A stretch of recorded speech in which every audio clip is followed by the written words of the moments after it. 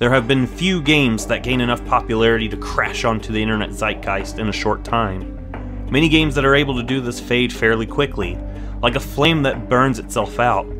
One game that seemed to gain enormous popularity overnight was Five Nights at Freddy's. It's time to don the detective cap and ask the question, what fueled the Five Nights at Freddy's meteoric rise and what killed its popularity? The first FNAF released on August 8th, 2014. You start your shift as a security guard at a pizzeria. Unlike most horror games, where the player must traverse unfamiliar environments, in Five Nights at Freddy's, the player is trapped in a claustrophobic office. Like Chuck E. Cheese, this pizzeria has animatronics to appeal to children. These animatronics have a free roam mode that is activated at night, and the player must keep tabs on the animatronics and keep them from entering the small office space by closing the door. However, one must manage their power supply or risk being left in the dark for Freddy Fazbear to enter the office. The game quickly caught the attention of many Let's Play YouTubers. Markiplier, who is already an established Let's Player, uploaded his first episode of FNAF on August 12th, 4 days after the game's release. When he introduces his audience to the game, he states, "Welcome to Five Nights at Freddy's, an indie horror game that you guys suggested en masse," showing us that even early in this game's life, it was receiving a lot of attention. And from there, streamers and YouTubers flocked to this new indie horror title. Okay, he's in the backstage area. Oh, he's gone! Oh, hi! There he is. Okay, I am losing my shit right now. Can't, so there's two things. There's a bird, let's... What? No!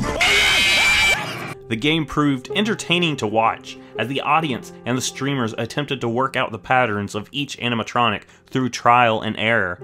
The game also presented lore through Easter eggs. Through newspapers, the player can learn of children being murdered and stuffed into the animatronics. While not necessary to play the game, having a mysterious backstory helped give the pizzeria an atmosphere of dread. The first game took 6 months to develop, but with the experience Scott Cawthon gained, he was able to have a quicker development time for the subsequent games. Five Nights at Freddy's 2 released November 11th, 2014, a mere 3 months after the first game. The fact that Scott Cawthon was able to release the game so quickly meant that the game was able to ride the success of the first FNAF. The sequel, which was actually a prequel, added more animatronics for the player to contend with. The game was considered substantially more difficult than the original. Unlike the first game, the player no longer has doors to protect them from the animatronics, but a Freddy Fazbear mask to fool the animatronics into believing that they are an animatronic as well. A new element added to FNAF 2 is the 8-bit minigames that fill out the game's lore. From the minigames, the murderer, who is known as Purple Guy by the fanbase, is seen murdering the victims. The children's spirits are also seen merging with each animatronic after the puppet gives them the gift of life. These minigames are separate from the main game, giving flourish to the overall experience. A deeper lore for the player to sift through was a positive addition, giving fuel to a different group of YouTubers, the fan theorists. Mike Schmidt is a brave man. Platform 9 3/4. I expect Harry effing Potter to operate into Irish Cove or something. Any possible question that could be asked was dissected and investigated. Viewers craved watching theorists piece together threads of the lore, clues that may reveal the identity of the Purple Guy, and even which animatronic carried out the bite of 87.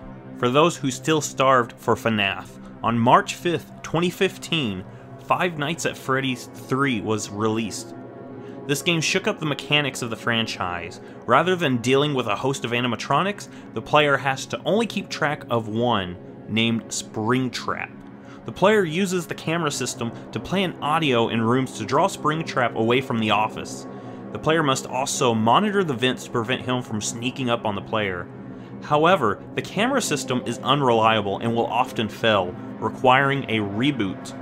Often the player will see other animatronics as hallucinations, which will instantly cause the camera system to fail.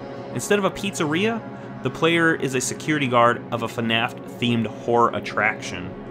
Springtrap is different than the previous animatronics. Rather than being a straightforward animatronic, Phone Guy's recordings reveal that Springtrap is an animatronic that uses spring locks to transform into a wearable suit.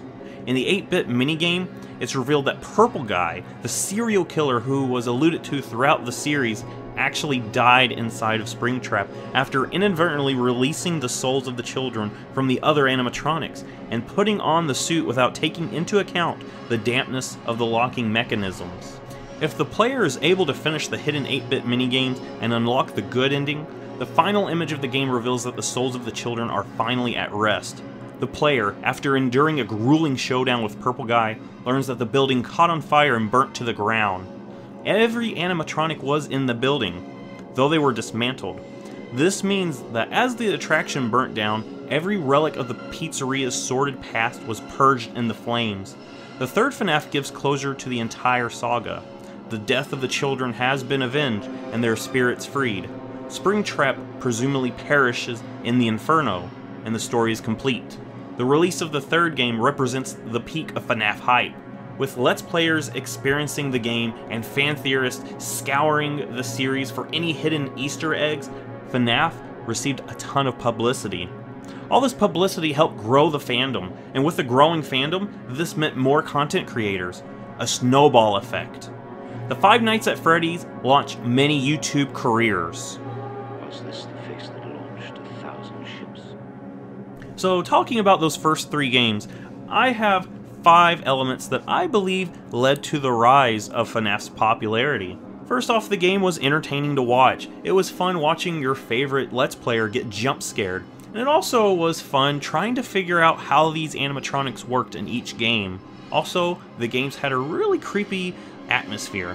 The short development time also helped out because that way the next game could ride on the success of the previous game. The hidden lore gave people something to scour through, and the last thing was a snowball effect. FNAF became popular and people took note of this new game that was gaining popularity, and it just grew and compounded on itself. The next game is often seen as the turning point of the FNAF franchise. Though FNAF 3 felt like a conclusion, Scott Cawthon announced FNAF 4 as the final chapter. On July 23rd, 2015, the game was released. Something that I admire about the FNAF series is the willingness Scott Cawthon has for mixing up the mechanics. Rather than a security guard watching a camera system, the player is a child who must keep the animatronics from entering the bedroom. The game has more of an emphasis on sound. The player will listen to the door to ensure that the animatronic isn't waiting on the other side to attack the player. Lore-wise, FNAF 4 shifts the narrative. We follow the last days of a child that may be Purple Guy's son, but these new story elements are disconnected from the overall plot that we've seen throughout the series. I'll touch upon this a little bit more later on in the video. Sister Location, the next game excluding the spin-off titles, released October 7th, 2016, and was another huge shift in mechanics. Rather than one set objective, the player does different tasks throughout the game. There's a newly introduced animatronic that acts as the main antagonist, Circus Baby. More than any game before, this game is meant to fill out the lore relating to Purple Guy. This game was actually the first to be released after the first FNAF novel, so some information was revealed in that book. However, Sister Location reinforces these novel elements, adding the books to the canon. We learn that Purple Guy's name is William Afton. He isn't just a security guard, as hinted in the previous games, but one of the co-owners of the pizzeria, the other owner being Henry. Afton created Circus Baby to lure children in and murder them. His daughter was a victim to her chest scooper? Whatever this thing is. And her soul is trapped within Circus Baby. On the subject of Purple Guy, the lore at this point begins to go more into the details of his life. I would argue that this destroys the mystery of the Purple Guy. Before, Purple Guy was presented as an opportunist who takes on the role of a security guard to get close to his victims. But with the new added lore, he isn't just a security guard, but one of the creators and owners of Freddy Fazbear Pizzeria. This takes Purple Guy from a haunting serial killer that represents a recurrent sordidity of the pizzeria to a cartoonish mastermind that invents animatronics and creates companies just to murder children. William Afton, the man that people tried to scour through vague hints and Easter eggs to learn more about, was laid bare. With the first 3 games, the lore was simple to understand. A pizzeria opened, a rogue security guard used his position and a spring lock suit to murder children. He learned the spirits of the victims possessed the animatronics, which he returned to dismantle. Dismantling the animatronics, instead of eliminating the children's souls, freed them. Purple Guy, in a panic, rushes into the suit only to have the locks fail, killing him and trapping his soul in the spring trap. Once spring trap is destroyed in a fire, the children's souls can finally be at rest. But now with the lore being extended, it has become complicated and in many cases contradictory.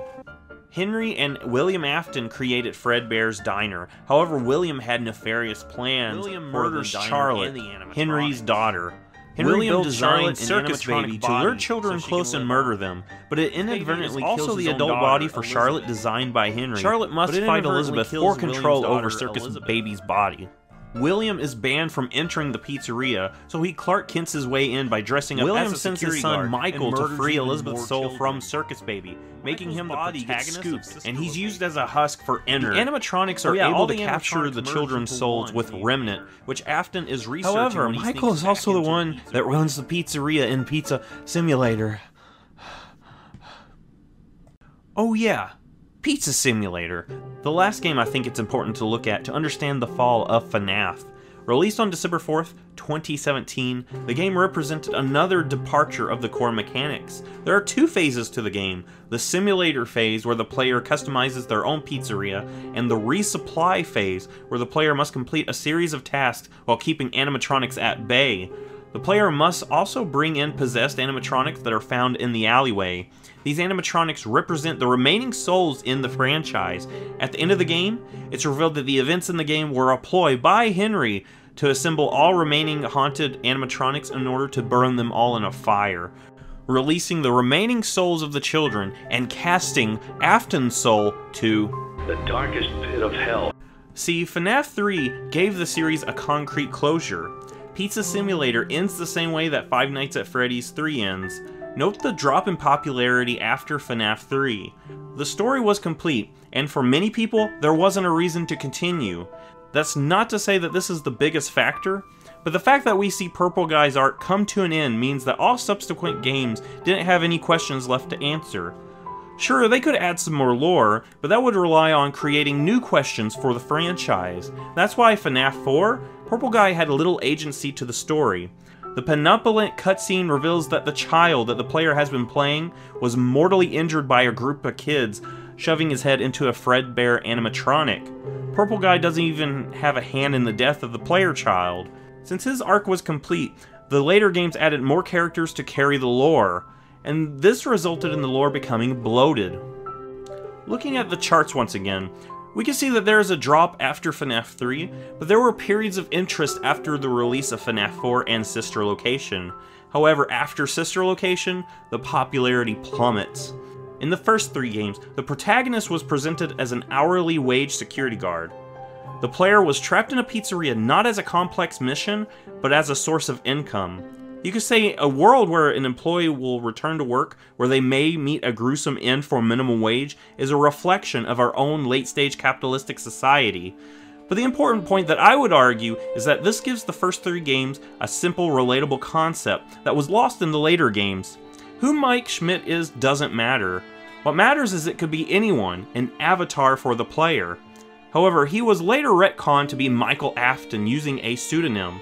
Now, rather than working there to make a paycheck, he is specifically there to free the souls of the children.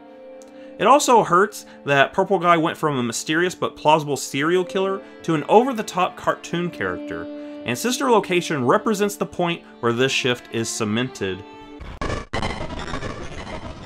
Even though FNAF doesn't hold the same amount of sway as it did in its heyday, I don't blame Scott Cawthon for the changes he made regarding the presentation of the franchise. FNAF would have likely died out in 2015, with the main arc complete. Scott found himself in a corner.